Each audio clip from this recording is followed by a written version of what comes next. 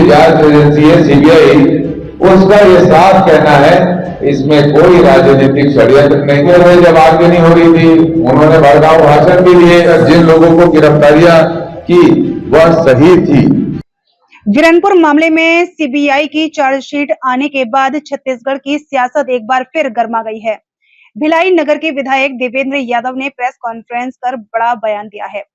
उन्होंने कहा कि सीबीआई की चार्जशीट में साफ लिखा है कि वीरनपुर की घटना कोई राजनीतिक या सांप्रदायिक साजिश नहीं थी, बल्कि यह दो बच्चों के बीच हुई मामूली विवाद से शुरू होकर दो परिवारों और बाद में दो समुदायों के बीच टकराव में बदल गई थी। इस दौरान विधायक देवेंद्र यादव ने और क्या कहा, जानिए रिपोर्ट में।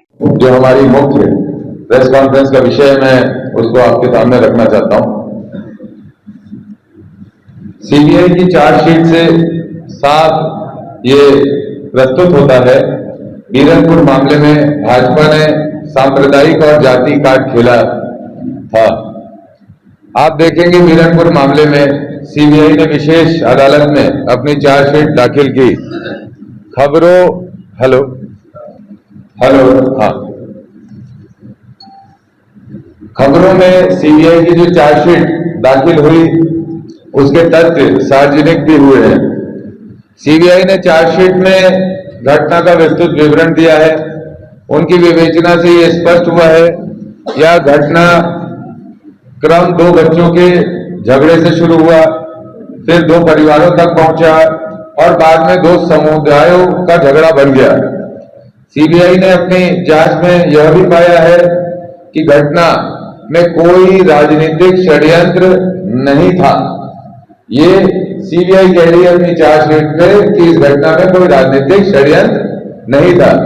यह एक मामूली झगड़ा था जिसने खूनी रूप ले लिया। सीबीआई जांच के बिंदु भाजपा सरकार ने तय किया था। यदि जांच के बिंदु में घटना के बाद राजनीतिक षड्यंत्र होता तो भाजपा आज बेनकाब हो जाती। इस पूरे मामले में क्या हुआ, भाजपा ने सरकार पे, कांग्रेस पे आरोप लगाया कि कहीं ना कहीं इसमें राजनीतिक षड्यंत्र है। षड्यंत्र के तहत एक जाति को तकलीफ पहुंचाई जा रही है, सांप्रदायिक रूप इस पूरे प्रकरण को दिया गया। लेकिन जो उनकी जांच एजेंसी है, केंद्रीय सबसे बड़ी उनकी जांच एजेंसी है सीबीआई, उसका ये साफ कहना है इसमें कोई राजनीतिक षड्यंत्र नहीं था। ये दो बच्चों की लड़ाई थी जो दो परिवारों तक पहुंची, बाद में उसको समुदायों तक पहुंचाया गया। तो कहने की ये बात है कि भाजपा झूठे आरोप लगाती है, भाजपा सांप्रदायिकता फैलाती है और वो अपने झूठे आरोपों में कहीं ना कहीं सफल भी हुई। उसने पहले सांप्रदायिक माहौल बनाया, कहा राजनीतिक षड्यंत्र के तहत हत्या की गई। इसके बाद प्रदेश को सांप्रदायिकता के आधार पर बांटने की कोशिश की, टिकट देकर चुनाव भी लड़वा दिया। मोदी जी, अमित शाह जी, उनके सम्मानित अभी उप मुख्यमंत्री तत्कालीन प्रदेश अध्यक्ष अमित शाह वहां पर घटनास्थल पर भी पहुंच गए थे जब आगे नहीं हो रही थी। उन्होंने भड़काऊ भाषण भी दिए और छत्तीसगढ़ की सुख शांति को उन्होंने तार तार किया और जो उनको लाभ लेना था राजनीतिक, उसका पूरा लाभ दिया। अब सरकार में आके आनंद ले रहे। लेकिन उनकी ही एजेंसी ये साफ कह रही है कि कहीं पर किसी भी तरह का राजनीतिक षड्यंत्र नहीं था। मैं कांग्रेस पार्टी की तरफ से ये जिम्मेदारी से कहना चाहता हूं कि सीबीआई की जांच में यह भी साफ हुआ है कि उस समय कांग्रेस की सरकार ने जो कार्रवाई की, घटना के लिए जिम्मेदार मानकर जिन लोगों को गिरफ्तारियां की वह सही थी। भाजपा ने कांग्रेस पर तुष्टीकरण का झूठा मनगढ़ंत आरोप लगाया था और भाजपा नेताओं ने उस समय राजनीतिक लाभ लेने के ध्रुवीकरण के लिए गलत बयानी किया था। तक वर्तमान के जो वहां के विधायक हैं, उन्होंने अपने बयानों में जिस अंजोर यदू पर आरोप लगाते हुए कहा था उसे भी सीबीआई ने दोषी नहीं माना है। सीबीआई की चार्जशीट में इसका कोई उल्लेख नहीं है। इससे साफ है कि बीरनपुर मामला भाजपा की सोची समझी साजिश थी।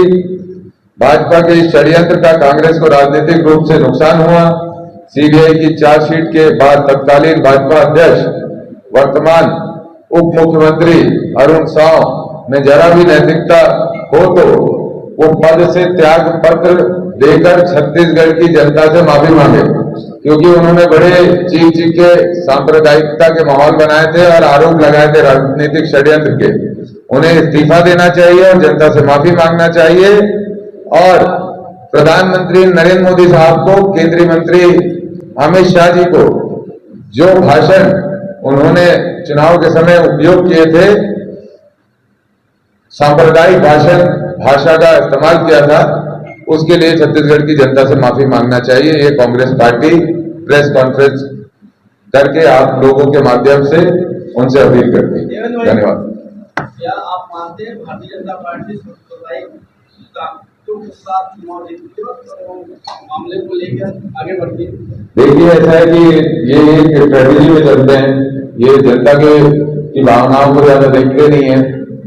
इनको पता है कि वोटर लिस्ट में वोट काट लो, वोट चोरी कर लो, इनको पता है हिंदू मुस्लिम कर लो और इसके बाद चुनाव जीत लो। तो ये लगातार करते करते 11 साल निकाल लिए। 11 साल में न अच्छे दिन आए हैं, न 15 लाख आया है। अब तो ये धीरे धीरे करके यू टर्न सरकार हो गई है। मोदी जी जो कहते हैं, राहुल जी की बात को अंतिम अथवा उनको मानना पड़ता है। राहुल जी ने कहा जीएसटी गलत है, 18% जीएसटी ठीक रहेगी, यूनिफाइड। क्या सांप्रदायिक पार्टी है?